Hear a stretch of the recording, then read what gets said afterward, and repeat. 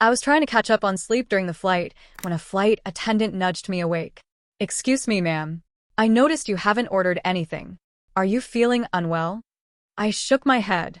Just tired. I'll skip the meal. Thanks. 10 minutes later, she returned. Are you certain?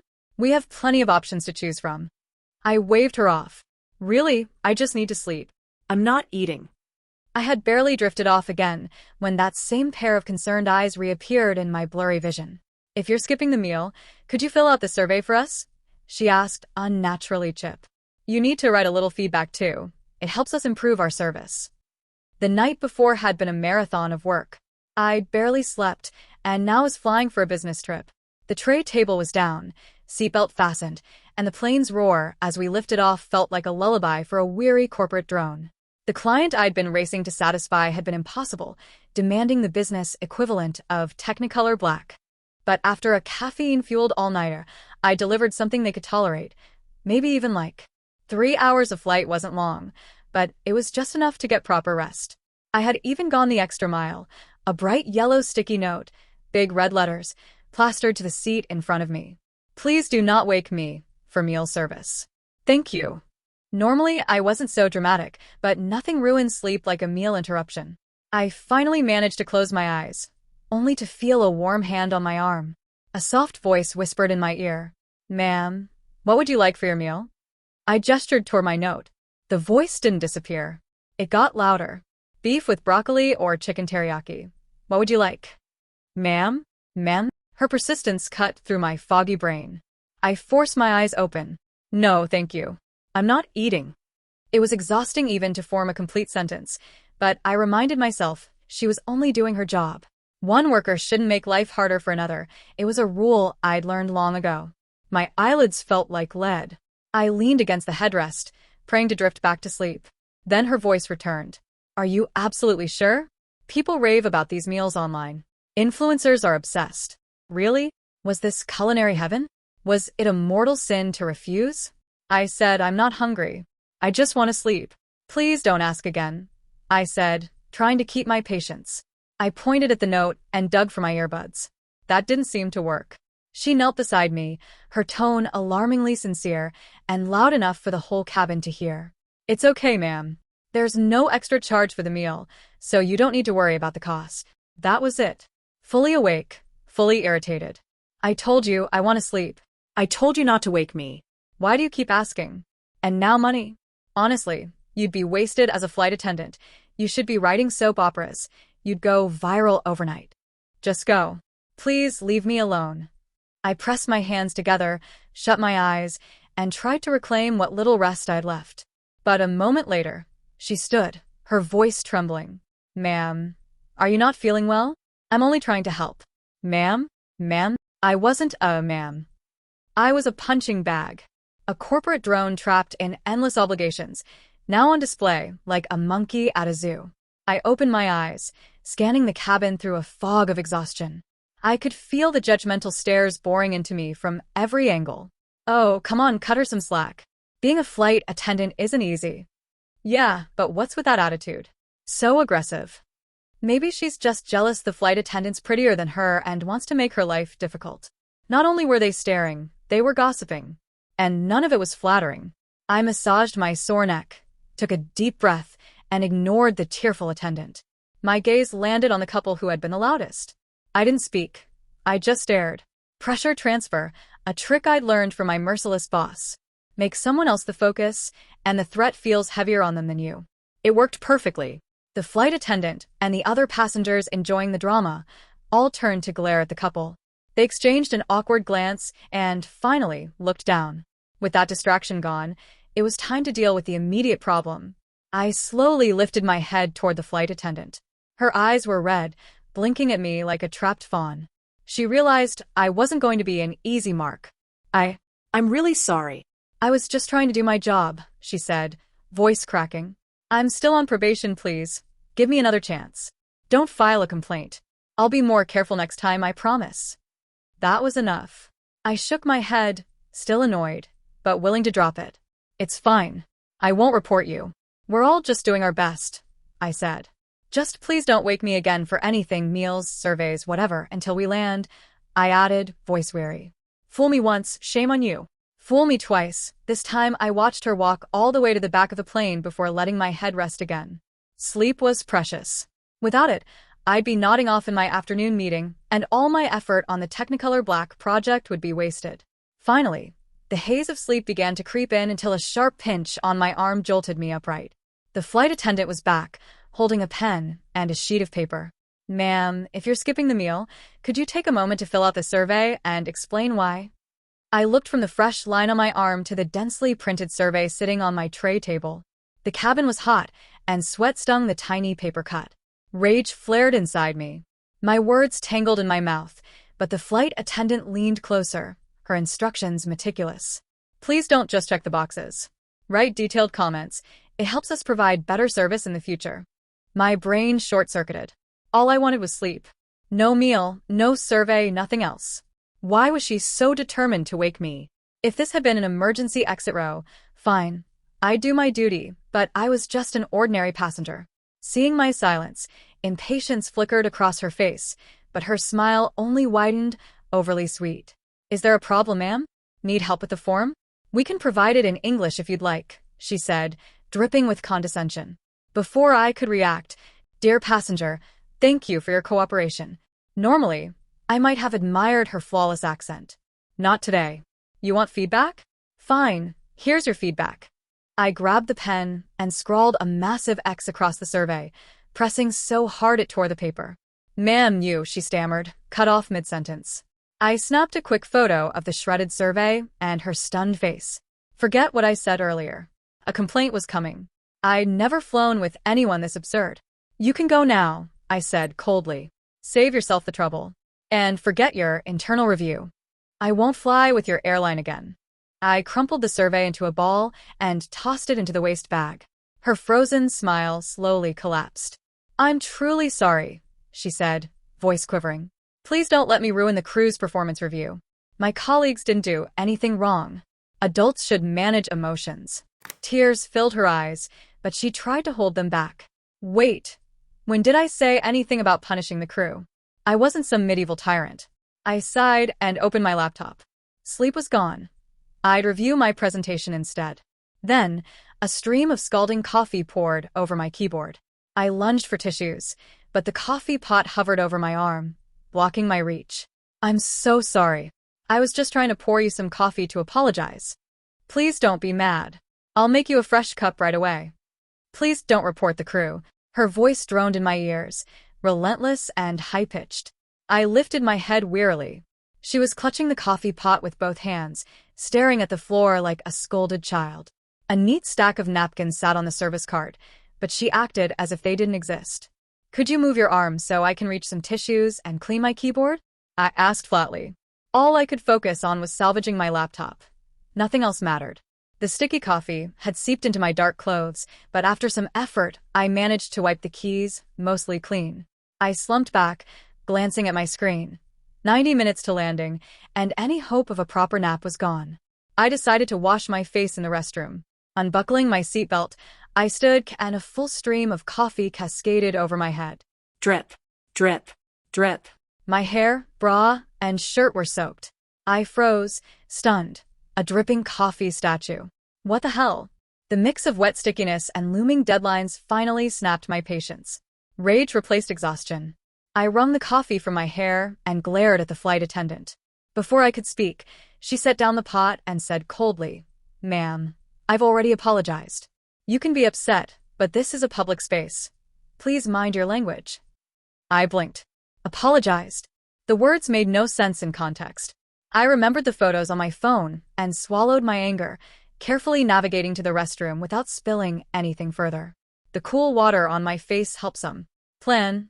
Grab my checked bag after landing, find a restroom at the airport, change into fresh clothes from a sealed bag, send the soiled ones to hotel laundry, and maybe hit a salon near the client's office for a quick hair fix. With a shaky but clear plan, I dried off as best I could. I opened the restroom door and was immediately met by two smiling faces. Hello, ma'am. I'm the purser for this flight, said an older woman, beaming. There's something I'd like to discuss with you. Finally, an adult to handle this mess, I thought. The flight attendant had mentioned being on probation. Her supervisor stepping in made sense. I softened slightly, remembering my own battles in corporate chaos. Go ahead, I said. We are so sorry for everything today, the purser began. We feel terrible about the inconvenience. You're a young professional. You can understand that new staff sometimes make mistakes. Her tone became conspiratorial. How about this? We won't report any disruptive behavior on your part, and in return, you don't file a complaint against our crew member. Both sides share some responsibility, right? It's better to let it go. Her attitude seemed sincere, but all I saw was a looming pot of blame about to be dumped on me. Everything that happened, repeatedly waking me, spilling coffee on me and my belongings twice, was entirely your employee's fault, I said evenly. There is no let's take a step back, and there is certainly no blame on both sides.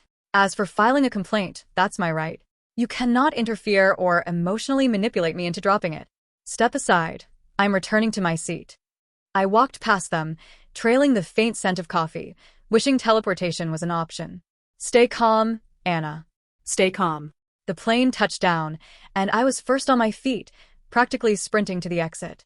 My 4 p.m. meeting loomed, and it was already 1:30. I couldn't endure the coffee stains a minute longer. Get the bag, get the bag, get the bag. At the carousel, passengers claimed their luggage one by one. My suitcase was nowhere in sight. Wrong carousel? I glanced up, flight number in bold. Lost luggage? Today of all days? I rushed to the information desk. A familiar laugh floated through the terminal.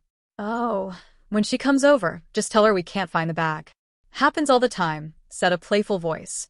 Or blame a transfer issue with a prohibited item. Not like we're keeping it forever. Serves her right for being so uptight. Zero chill. I froze.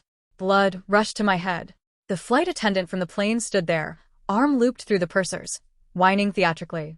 You have no idea how rude she was, she pouted. I just wanted her to eat something, and she glared at me like I'd killed her cat. The more she acted that way, the more I wanted to teach her a lesson. The world doesn't revolve around her, you know. Her triumphant laughter rang through the hall. My fists clenched, ready to storm over, when my phone buzzed. My boss. Anna, flight tracker says you've landed. What's your ETA to the client? They moved the meeting up, it's urgent. My hand shook. The polished marble floor felt like quicksand. His tone sharpened. Anna, this client is critical.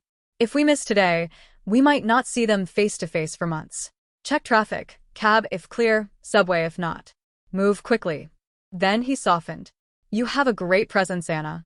Deliver the client experience we're known for. Go now. Don't waste time. I gripped my backpack strap, took a deep breath, and recalled all the sleepless nights and effort poured into the project. He was right. I couldn't let a rogue flight attendant ruin this. Don't worry. I'm on my way, I said firmly. Thank goodness for modern tech. I ordered a fresh top and underwear in the cab. By the time I reached the client's building, delivery had arrived. Wet wipes salvaged my coffee-matted hair, twisted into a sharp bun.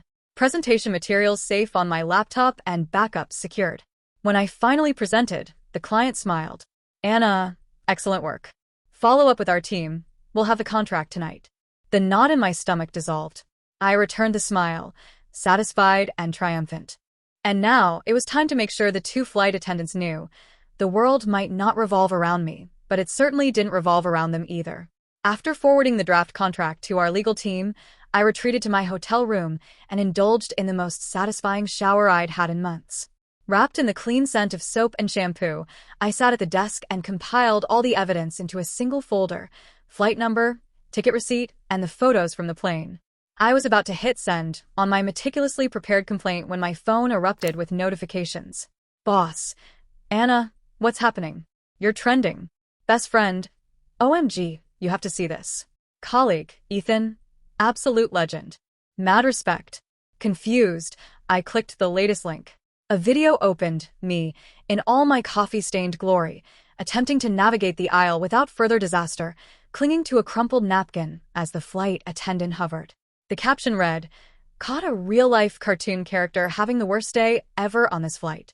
2 clips showed me getting drenched in coffee, twice, by the same attendant. Comments poured in. User 1. I literally feel this. If someone poured coffee on my laptop mid-flight, I'd explode. User 2. Flight attendants don't usually fill cups this full. 2 spills? Sound staged. User 3. Watching closely. The video had gone viral, 50,000 likes in mere hours. I scrolled through the hashtags and realized the uploader had deliberately tagged it hashtag airline hotties and hashtag sexy flight attendants. Gross motives, but perfect evidence for my complaint. Paychecks signed by strangers online? Not my concern. I added a read receipt and sent my complaint to every relevant airline address. That night, I slept like a rock. Thanks to the viral exposure, the airline's response was immediate. My phone rang early. We've located your luggage. Come by the airport today. We won't hold it indefinitely. The passive-aggressive tone was unmistakable. Perfect. Exactly what I wanted. Excellent. I'll be there, I said sweetly. I'd appreciate it if you handed it to me personally. I tucked the phone under my chin and poured my own steaming coffee into a thermos. You respect me, I respect you. Mess with coffee. Well, you know the rest. I arrived at the airport around noon, the sun blazing overhead. The hotel had cleaned the coffee-stained outfit, and it felt crisp and professional. In the arrivals hall, the tall, striking flight attendant was impossible to miss. She had my suitcase casually tossed aside and was sipping bubble tea. Seeing me approach, she gestured for me to come closer. Ma'am, you should be more careful next time, she said, smirking. We might not be so helpful again, she slurped loudly, eyes sparkling with mischief. People should relax more, said the purser, her cousin, with a condescending tilt. Especially young women. You were so tense, so aggressive. We were only helping. Maybe you should focus on good karma. I carefully checked my suitcase. Everything was intact. Satisfied, I turned back to the 2 women and gestured to the suits who had followed me in. Everything's in order, I said firmly. The compensation discussed on the phone is acceptable. Please proceed with the other measures we agreed on. Turning to the corporate observers, I continued. Gentlemen, you've witnessed these 2 crew members firsthand.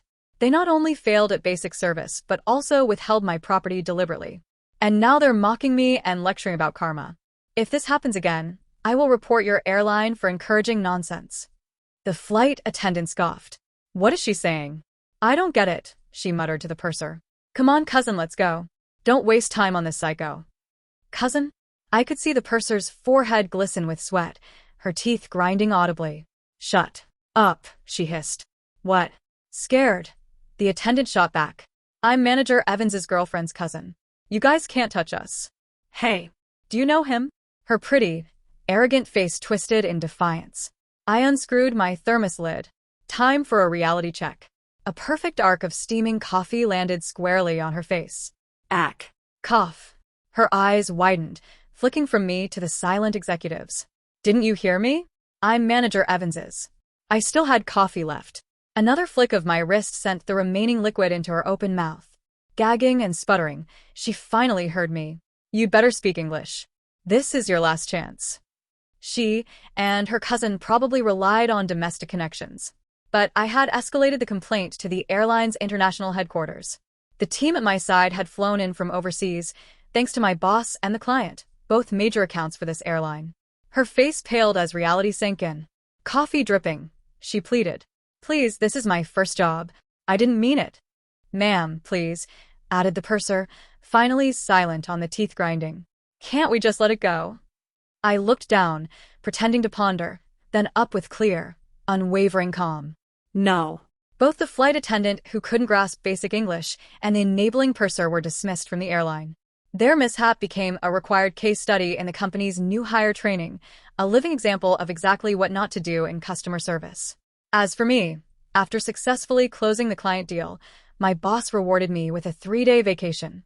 I saw that video of you with those dark circles under your eyes, he said. You need a break. Recharge, and then come back ready to crack the whip. Thinking of his words and the compensation money already sitting in my bank account, I sighed in satisfaction and rolled onto the king-sized hotel bed. Life for the moment felt good. The first day of vacation was dedicated entirely to sleeping, and more sleeping. As I shut off my alarm, I couldn't help but replay the plane fiasco in my mind. Maybe the video's caption was right. I had looked like a cartoon character having the absolute worst day. But really, what job doesn't come with pressure? The airline conducted a follow-up interview with me afterward, and I learned the former attendant's motives. I graduated from a reputable university, she admitted. And I end up here basically serving people in the sky. Why should she get to just sit there while I serve her? It's not fair. And, honestly, I understood what she wanted. I just wanted to make her miserable, she confessed. No words. None of it was my concern anymore. What mattered was sleep, peace, and moving forward. I hugged a decorative pillow and whispered encouragement to myself. You got this, Anna. Let's go. Just then, my phone buzzed furiously. A call from my boss lit up the screen. Anna, I'm sorry to bother you, but could you cut your vacation short? We have a new client, and they specifically requested you to lead the project. I'll even increase your commission by 5%. Yes. Absolutely. I'm on my way, I assured him. I patted the pillow beside me. Sorry, buddy. You'll have to sleep alone. Big sister's back to the grind. Time flew. By year's end, I was back to living out of a suitcase, a seasoned traveler mastering business trips. My on-flight sleep routine had become a science. Inflatable neck pillow, self-heating steam eye mask, and I was off to dreamland. After my infamous incident, the airline even added a feature to their app. Passengers could opt out of meal service in advance. Progress, finally. Sleep came easily, and this time, I disembarked feeling calm and refreshed. In the arrivals hall, a familiar figure caught my eye. Please, I used to work this route. My attendance record was perfect. Just let me speak to a manager. A woman pleaded with airport security, desperation etched into her every movement. What's her story? I asked a nearby official. He frowned. Former employee. She was fired after an incident. Now she wants back in, but I sighed, thinking back to what she didn't know then. As I moved toward the exit, frantic footsteps approached from behind. It's you. It's you. The former flight attendant grabbed my jacket, her face pale and worn, a stark contrast to the polished arrogance I remembered. No papers, no coffee, just raw desperation. Please, can you help me? Put in a good word. I really didn't mean it, she begged. I met her eyes calmly. You really didn't mean it? Yes. I'll change, I promise I'll. Then what's my name? Silence. Her eyes flickered, her teeth grinding faintly, just like her cousin had. If you can't even remember my name, I said softly, then I was just an insignificant nobody in your life. You need to move forward. Don't get stuck in the past. I turned, suitcase in hand, and walked away. The past was behind me. The weather was perfect, the future bright, and my work was waiting.